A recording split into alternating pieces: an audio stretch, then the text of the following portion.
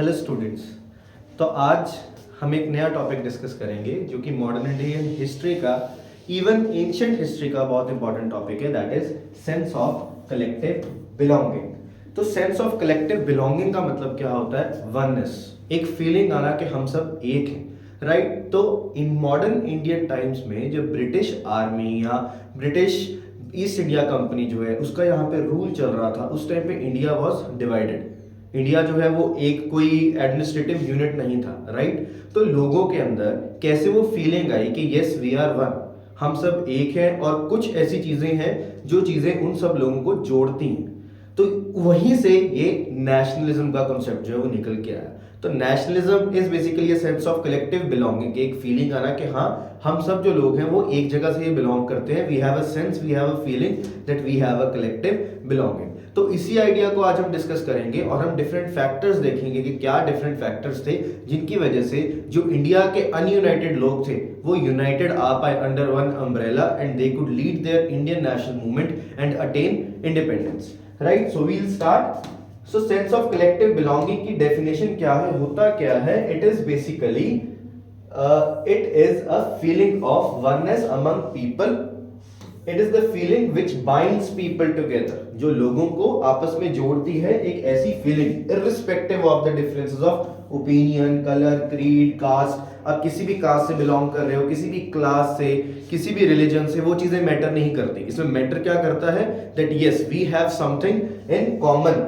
The collective feeling is stronger sense of affiliation towards the one country. एक country की तरफ हमारी एक स्ट्रॉन्ग फीलिंग है कि yes we belong to a particular background, या पर्टिकुलर कोई भी ऐसी चीज जो हम सब लोगों को आपस में कुछ ना कुछ कॉमनैलिटी जो है वो जोड़ रही है, राइट। तो क्या ऐसी चीजें थी जो इन लोगों को आपस में जोड़ती थी, उन चीजों को हम देखेंगे। First, national anthem. अब हमारा नेशनल एंथम क्या है? जन गण मन।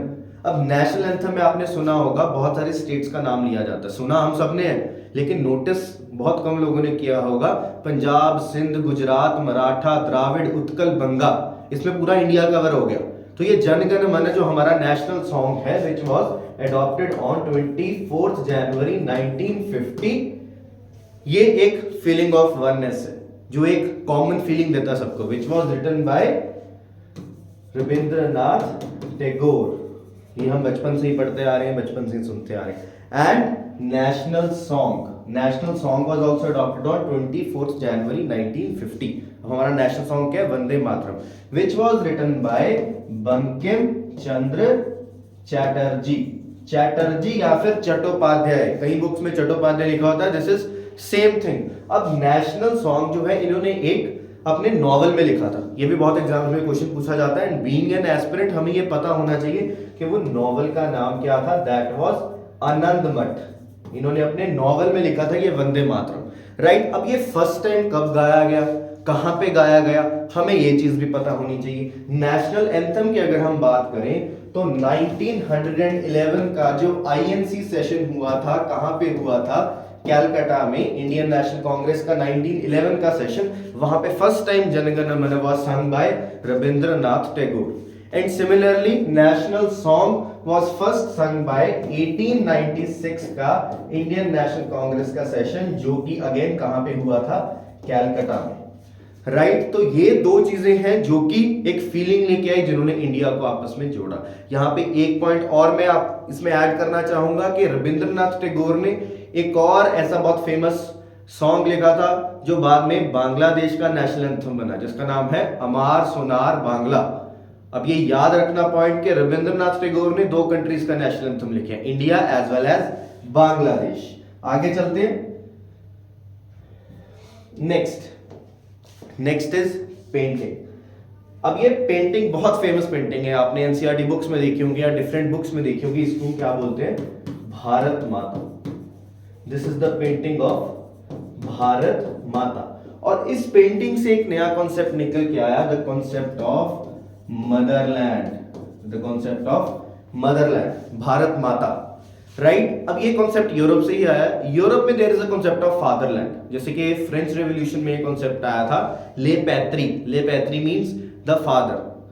जो हमारा एक लैंड है, this is the land of our forefathers. तो हमें इसकी प्रोटेक्शन करनी, दैट इज आवर रिस्पॉन्सिबिलिटी। ऐसे इंडिया में कॉन्सेप्ट आया भारत माता का। अब ये भारत माता की जो पेंटिंग बनी, ये किसने बनाई? ये जो पर्सन है ये है अवनींद्रनाथ टैगोर।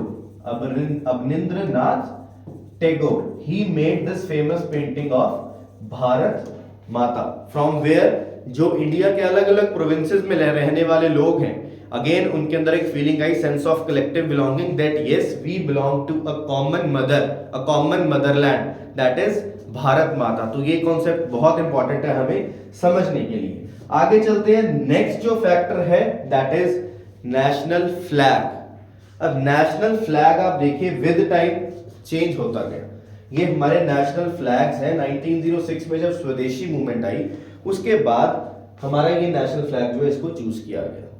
फिर उसके बाद 1907 में इसी में ही कुछ चेंजेस करके इसमें वंदे मातरम लिखा गया। वंदे मातरम फर्स्ट टाइम कब गाया गया था? 1896 में, राइट। उसके बाद ये 1917 में ये फ्लैग चेंज हो गया, जिसके बीच में हमें ये यूनियन जैक भी देखने को मिल रहा है। और यहाँ पे स्टार्स कितने हैं? 1 2 3 4 5 6 7, और ये 7 स्टार्स जो हैं ये क्या डिपिक्ट करते थे? The 7 provinces, these were the 7 provinces under British India, ये मतलब था इसका। उसके बाद फिर इसको हम बोलते हैं गांधी फ्लैग, जिसमें Mahatma Gandhi when he came into the Indian politics 1921 में नॉन कॉपरेशन मूवमेंट जब इंट्रोड्यूस हुई, तब ये फ्लैग बना, जिसके बीच में there was charkha and there were 3 colours, white, green and red. लेकिन कुछ सालों बाद इसको रीऑर्गेनाइज कर दिया गया और रेड की जगह इसमें क्या आ गया? Saffron, white and green. तो ये चीज याद रखना, इसके बीच में भी चरखा है। लेकिन फाइनली जब हमारा कॉन्स्टिट्यूशन लिखा जा रहा था, तो उस टाइम पे जो हमारी कॉन्स्टिट्यूएंट असेंबली थी, दे अडॉप्टेड दिस फ्लैग, जिसमें जो चरखा था उसको रिप्लेस कर दिया गया किससे? अशोक चक्रा से। This is Ashok Chakra with 24 spokes. और ये किस डेट को हुआ? 22 जुलाई 1947, even before we got independence. उससे पहले कॉन्स्टिट्यूएंट असेंबली ने इसको अडॉप्ट कर लिया था। तो ये भी एक चीज है जो कि पूरे इंडिया को जोड़ती है, यूनाइट करती है, दैट इज नेशनल फ्लैग। बहुत इंपॉर्टेंट है। आगे चलते हैं, जो लास्ट मेन इंपॉर्टेंट फैक्टर था that is very important, reiteration of Indian history. अब इंडियन हिस्ट्री हम आज क्या पढ़ते हैं? आज इंडियन हिस्ट्री कहां से स्टार्ट होती है? इंडस वैली सिविलाइजेशन से, जिसमें हम क्या पढ़ते हैं? कुछ अर्बनाइजेशन के बारे में पढ़ते हैं, टाउन प्लानिंग के बारे में पढ़ते हैं, एक पॉपुलर ग्रिड सिस्टम के बारे में पढ़ते हैं। सो ये जो सारी चीजें हैं, ये किस चीज का एक सबूत है कि yes, India was a planned civilisation, जहां पे लोग जो थे वो एक पर्टिकुलर अपने ऑक्यूपेशन को प्रैक्टिस करते थे, जहां पे फॉरेन ट्रेड होता था, ये सारी चीजें होती थी। लेकिन ये सारी चीजें हमें कब पता लगी? ये हमें पता लगी 1920s में। तो 1920s के बाद हमारी जो हिस्ट्री है उसको दोबारा लिखा गया। लेकिन उससे पहले भी तो इंडिया की हिस्ट्री कुछ होगी, जो पढ़ते होंगे। अब जो आईसीएस ऑफिसर्स थे, they used to learn, they used to remember the history of India in a particular way which was written by the colonialist historians। ऐसे historians जो कि colonial इंडिया या ब्रिटिश इंडिया के लिए काम करते थे। तो उसमें हिस्ट्री क्या लिखी गई? That India is a poor country, India was a poor country. यहाँ पे बहुत ज्यादा पॉवर्टी है, यहाँ पे अंडर डेवलपमेंट है, यहाँ के जो लोग हैं they are not civilised at all, यहाँ पे कोई भी डेमोक्रेसी नहीं है, there was no republican states, there were small tribal states who were fighting among themselves. और ब्रिटिश जो है वो यहाँ पे आए और उन्होंने यहाँ पे आके लोगों को यूनाइट किया, उनको सिविलाइज करने की कोशिश की with modern means like transportation, telegraph, English education, judicial system, ये सारी चीजें। और इंग्लिश क्या बोलते थे कि yes we have a burden on us. एक थ्योरी थी, white man's burden theory. According to that theory, जो व्हाइट पीपल हैं दे हैव द बर्डन, उनके ऊपर ये बर्डन जो है ये गॉड ने दिया कि उनको पूरे वर्ल्ड को सिविलाइज करना है। लेकिन the movement we found Harappa and Mohenjodaro, हमें क्या मिला कि पूरा का पूरा प्लांट शहर निकला है नीचे से। और कुछ एविडेंसेस के बाद इसका अराउंड जो हमने टाइम पीरियड निकाला that was around 3000 BC, that was even before 4-5,000 before the establishment of British Empire. जब ब्रिटिश एम्पायर बना उससे कितने हजार साल पहले जो हम थे वो हम सिविलाइज थे, we were practising urban techniques, right, तो उनकी जो ये व्हाइट मैन्स बर्डन थ्योरी थी दिस वाज फेल्ड कंप्लीटली। फिर उसके बाद दोबारा हिस्ट्री लिखी गई इंडिया की, और उनको हम क्या बोलते हैं, नेशनलिस्ट हिस्टोरियंस। पहले के हिस्टोरियंस कौन थे, कॉलोनियलिस्ट हिस्टोरियंस। फिर नेशनलिस्ट हिस्टोरियंस ने दोबारा इस पे रिसर्च की, ये सारे जो यहाँ पे साइट्स थी along the Indus and it's tributaries, जो कि कुछ ऐसी बिल्डिंग्स दिखती थी, इनके ऊपर दोबारा रिसर्च करके इंडिया की हिस्ट्री को दोबारा लिखा। और ये हिस्ट्री को दोबारा लिखने की वजह से जो इंडियंस हैं उनके अंदर एक पॉजिटिविटी आई, उनके अंदर एक हेरोइज्म आई कि यस, हमारा जो कल्चर है, हमारा जो आर्ट है वो बहुत रिच है, we have a very rich heritage and we were much much older and civilized even before the British, and this was also a very important factor for this sense of collective belonging कि हाँ, हम एक बहुत अच्छी history से belong करते हैं, एक बहुत अच्छे सिविलाइजेशन से बिलोंग करते हैं, राइट।